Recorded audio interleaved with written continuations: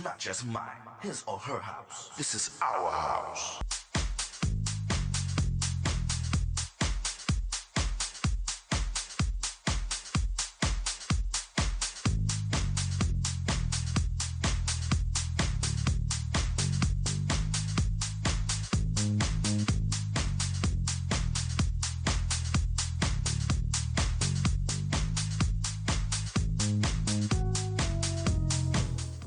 Hello, everyone. My name is Tyrone Lowe. The show is called The Legends. I want to thank everybody all over the world that actually subscribes and show me love.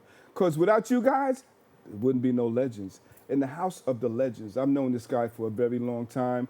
I met him down here when I was actually a cameraman for the DSN show, and I had no idea that we would become the best of friends and things of that nature. So in the house of the legends, I give you activist Jose Rivera. How you doing, my brother? What's going on, man? How you feeling, man? I'm good. Thanks for having me, man. Now you haven't been you're not a stranger to my show. You've been down here on several occasions and things like that. So we're gonna really get to know who Jose Rivera is. So let's talk about your childhood, man. I know you were born in New York, and you can take it from there. Yeah, I'm born and raised in the Bronx, active New Yorican. I deal a lot with cultural affairs. Since I was about the age of 4, I worked with my family who were educating me under the borough president at that time named Fernando Rivera. Okay. And what he would do is around the Southern Boulevard and the Watson areas, throw a lot of festivals. Mm-hmm. And that fascinated me because, you know, we were living in the poorest congressional district in the nation. Right. So all you saw was just drugs all over the floor or just, you know, hate and crime. But whenever the temperature got warm, these events happened. And I would see that celebrities would come out and participate and give back to the community. Mm-hmm. So I told my mom, one day I'm gonna grow up and do those kind of things. And she says, before that, you gotta take care of your community. Right. And I didn't understand that until I got older. Okay. And that's when I got into the social service field. Okay. Now you're into a more therapeutic type of thing that's going on with you, dealing with mental health, drug addiction, alcoholism, and things like that. So can you tell the viewers how you function that? So, like I said, back to when I was a child, I witnessed a lot of crime and separation of families due to, you know, the criminal justice system. Back then, you know, law enforcement was much more forceful. They did not incorporate any therapeutic interventions. Right. Instead of being more community and policing, they were just policing. And a lot of people went to prison for a very long time for false, you know, crimes that, like, if you and I were walking down the street, these cops would just pull us over just because we fit the description, and now we're doing 30 years. Wow. Or if we would go in for, like, drinking a beer, we'll end up doing 30 years because once we got into jail, we end up catching a crime. So that captivated my mind for many years. And I started working at an institution called Bronx Lebanon Hospital. Mm-hmm. In a psych inpatient unit with children and adolescents. Mm-hmm. And these kids were primarily behavioral health, where they were coming from homes where I did. You know, we used to knock on the neighbor's door just to get a plate of food.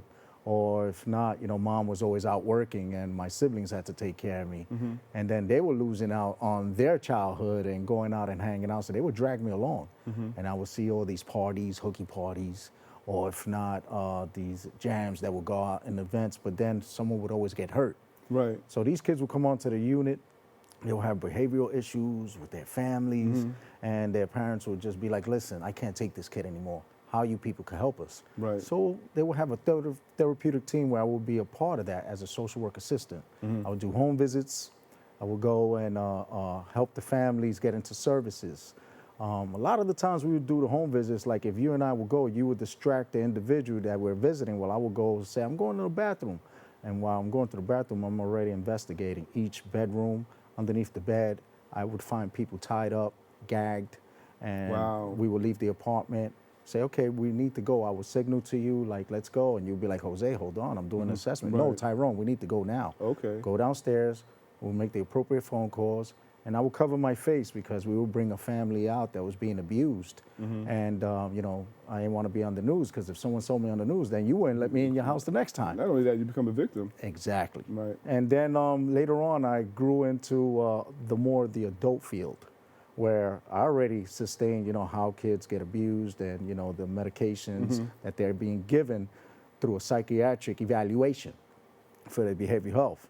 And as I got older, I got more into the studies of Freud and Harney and different other socialists and psychiatrists and learning as a whole, what is it that makes a person, human being through their lifespan, do what they do?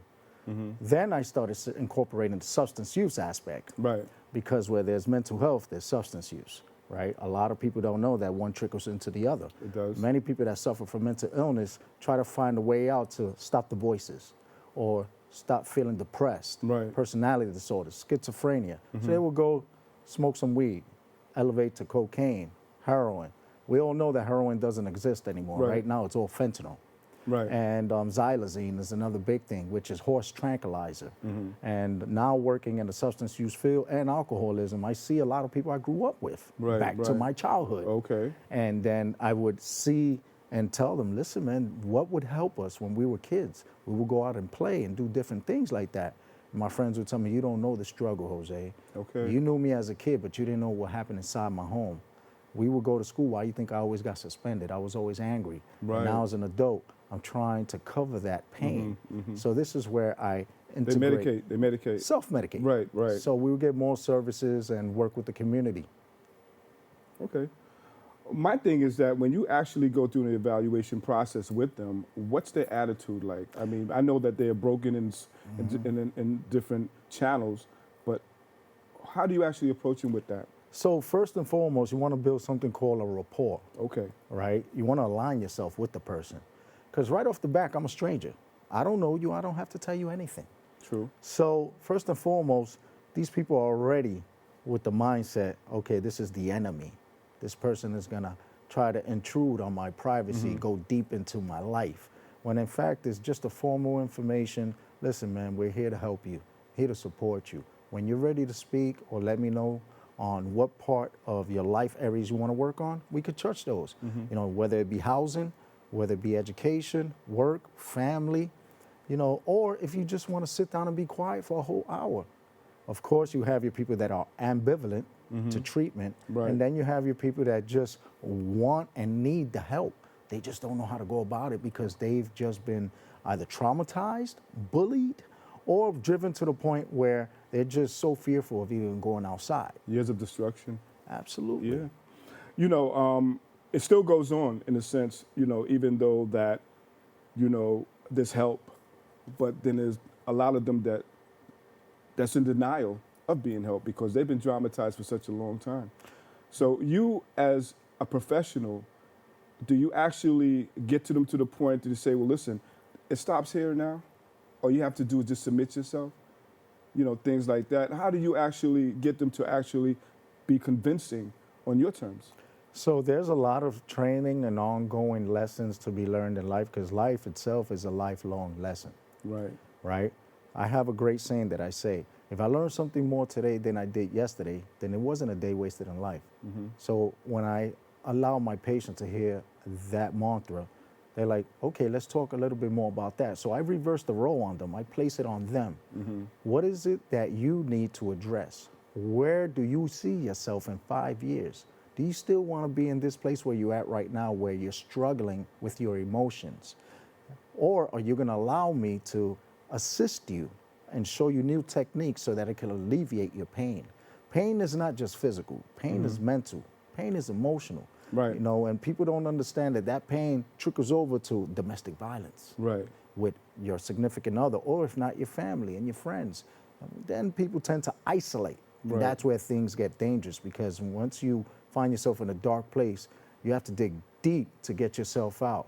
When all you find out at the end is that you are your worst enemy if you don't allow someone to help you. They talk about the fear, the loneliness, anger, pain, and the pleasures of life. It's a very touching situation when you see a person that's very broken and determine which factors they are. But the question I want to ask you is that due to the fact of their conditions, do you guys refer them to different type of facilities for their help? Absolutely, because every person, each and every individual is different, right? No two people have the same mind. I don't care if you're twins, triplets. You come out, we all have a different mindset, different brain. And chemically, are we balanced? The foods we eat, the things we do, diet and exercise. Right. The attention span. There are people that are born with deficiencies, and there are people that are born geniuses, right? But at the end of the day, an evaluation is best kept. It's not just that you see a kid misbehaving, he's a bad kid. There is no such thing as bad people. There are people that do bad things, right? It's just like an individual says, oh, I'm bipolar. Oh, I'm schizophrenic. No, you're not. You're a person that is diagnosed with bipolar disorder, with schizophrenia, so that you could change the mindset towards a positive way. You change the speech, you change the ideals and what a person has been conditioned, because a lot of us have been conditioned to do things in a way that is not socially accepted. Right. Whereas in other countries, people would just look at you and just judge you. Here, we try to change that. Let's be open-minded. Something called motivational interviewing is just open questions, right? What is it that you enjoy doing most? How do you use a coping skill to bring down and de-escalate your anger? Right. A lot of us aren't even educated in schools about financial wealth. What do you think a teacher's gonna tell a kid, listen, I need you to learn this axis of behavior because you don't get it taught at home, and if I don't see you following it, I'm gonna call ACS. That's not a way to go with it. No, that's threatening them in a sense, and it's not even helping the situation at all. Which goes back to trauma. Right, exactly. People forget that from the time that we are born into this planet, we're already going through the canal of trauma. And once that process is over, we either live a fruitful life, hopefully, or we could die right at that moment. Our physical bodies go through trauma. Then, as our life grows, we try to instill the social norms of what society we live in. You could be in Russia, it could be different from the United States. You could go to Australia, it could be different from the United States. The way they eat, the way they dress, the way they speak, the education. In Japan is 10 hours of school from the age of 6 to 25. That's why they're so successful in life, because they instill and condition people. Yeah. Right. Where here, we're moving towards something that's more on communication, because we don't want to be brutes, right? Right. And we want to thrive in the educational system where we're one of the worst in the world. Let's be honest. And when we have these triathlons of educators that try to come down and have a whole panel of people and evaluate who is the best at reading, writing, arithmetic, or just, sports. What about behavior? Oh, okay. Let's study behavior. And this is something that I would like to introduce to, Albany. I noticed that when you go into the train stations, the N, the R, 42nd Street, Times Square, you see a lot of people playing music with instruments. And the city has a special stipend for those individuals, right? Aside from the tips that they get. But many people don't know that 90% of those individuals are diagnosed with a mental illness, and this is their coping skill. At the same time, they get compensated. Well, I would like to introduce to legislation in Albany. Right.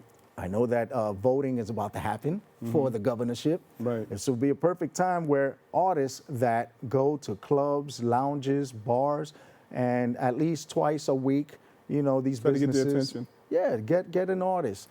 Let's have them and feed them and then pay them, compensate them, but the artists that fit the criteria of a behavioral issue.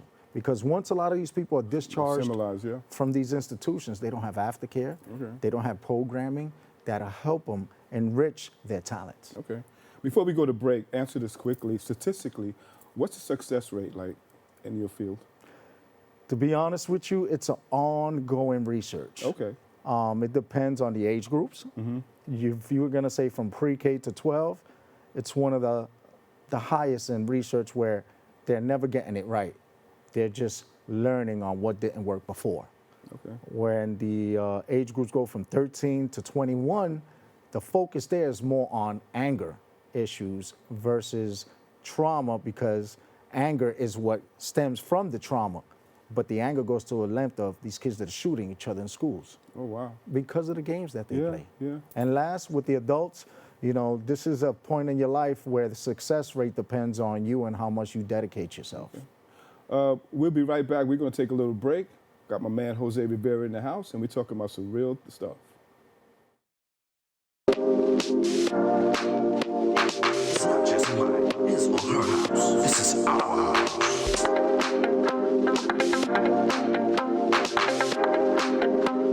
We got some fun people in the house tonight.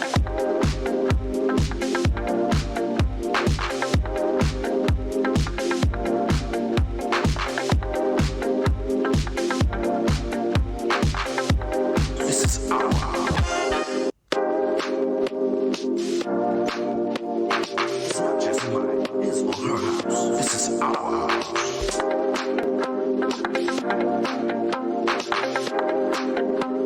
We got some fun people in the house tonight.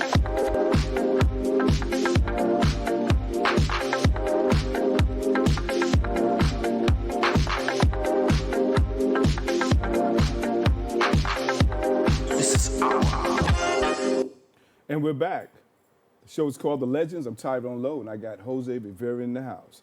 Now, before we go on and flip the whole script, tell the viewers, how do you define what an activist is? An activist is a person that stands up for what they strongly believe in.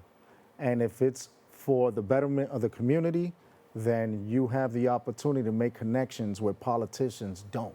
So I can go somewhere, say Patterson Projects, or somewhere in Baychester, and I have access to certain individuals where law enforcement doesn't because of the services I provide in the community. And then aside from that, I help people in court. Where paralegals have issues, I have the ends because of the connections I've made. As Right. you remember, we've had a couple of judges here. Of course. And, I've had access to these judges, and people have said, listen, you went on the Legends show, and how did you even get those two guys? They're untouchable. And I said, because I dedicated myself to community work. And someone was related to one of those guys, which brought them together, and that's how I bridge it. Okay. My question to you, because being a radio personality, let's take it back how you actually got that started, because you've been doing it for a while. And not only doing that, you've actually accumulated a reach, so tell the viewers about that. So one day I just went to visit my friend who was a DJ at a pirate radio show. It was called 103.3 FM. We would hack a radio show over on Blonde Avenue and come out on car radios, and people would hear us Taking on over their the cell phones. airwaves, huh? Yeah, it was way before podcasting even existed. Okay. So my friend was like, hey, Jose, I got to go to the bathroom, and I'll be back. And he says, my stomach is bubbling. I was like, all right, go ahead. So, the song ended, and all of a sudden the lines went quiet. So I took my phone and I plugged it in, and I started playing some freestyle music, then house music, and then I started playing some hip hop. But I was throwing old school stuff on. Right. The phone lines lit up. Oh, wow. So my friend ran in back to the room. He's, half pants up. He's like, what's going on? My phone is going crazy. Right. Because it was primarily like a soca station and West Indian. Okay. And then when they heard this music, they were like, we love what we're listening to. Who is this guy? Right. So, I had a high-pitched voice when someone called and they said, is this 103.3? And I said, yeah, I already know. And they was like, what was that? Right. And then the following week, the DJ said, I need you to come back. And I said, for what? And he says, I need you to be the host while I DJ. And I said, host of what? And he was like, the radio show. I said, dude, I can't. And it was actually from Wednesdays and Fridays, 12 to 5 a.m. And I had to go to work in school, and I did it. And I did my whole bachelor's degree in criminal justice along with radio. Then I started incorporating that into the community. And I met some people that work with organizations like the Bronx Puerto Rican Day Parade, the National Puerto Rican Day Parade, the National Dominican Day Parade, the West Indian Day Parade. And these people began inviting me to their events, and all of a sudden I started getting paid for emceeing. So then I incorporated a lot of the people I worked with in my old job during the day, along with the community stuff, and I merged it because these people were like, Jose, I don't have an outlet. So I would say, come to this event. I will put you on stage and you will be able to perform. What if I get stage fright? I'll be right there with you. And lo and behold, when you had asked earlier, what is the percentages in the behavioral health? I could tell you, when I incorporated this, it's been somewhere, no lie, in the 70 to 100% of people actually staying in treatment and expressing their artistic ways to actually making money. I want to give you your flowers, man, on your proclamation from the mayor. You know, it's a lot of hard work, and that's a journey, man. Yeah. Now, when you got on stage and they actually presented that to you, how did you actually feel, man? So the Bronx Borough president, shout out to Vanessa Gibson, Okay. and of course my former professor, Darcia Clark, who is the DA of the Bronx. They presented me with the proclamation. Not only was it a proclamation of all my work throughout the years, but they named June 14th as Jose L. Rivera Day, Okay. beginning from 2025 on. They wrote it in the book of the Bronx notaries, and I was honored to receive that. And you know, when they actually read the accomplishments I did in life, you never really know what you've done until someone of a high status speaks to you and tells you the appreciation and gratitude that the community, because these Right. people actually investigate you. Right. They go to these places, your job, they make phone calls, and to my surprise, I'm very well liked. So, Well, if you was, you wouldn't be on my show, man. and that's, you know, when you hear stuff like that, it brings a great Right. feeling to you, because it shows that, you know, it's all worth it. All the hours of working, you know, 24 hours, you're working 21, and you know, your efforts and Right. seeing someone's life change in a positive manner is all worth it. You know, it's good to be a symbol as you know, for what you do.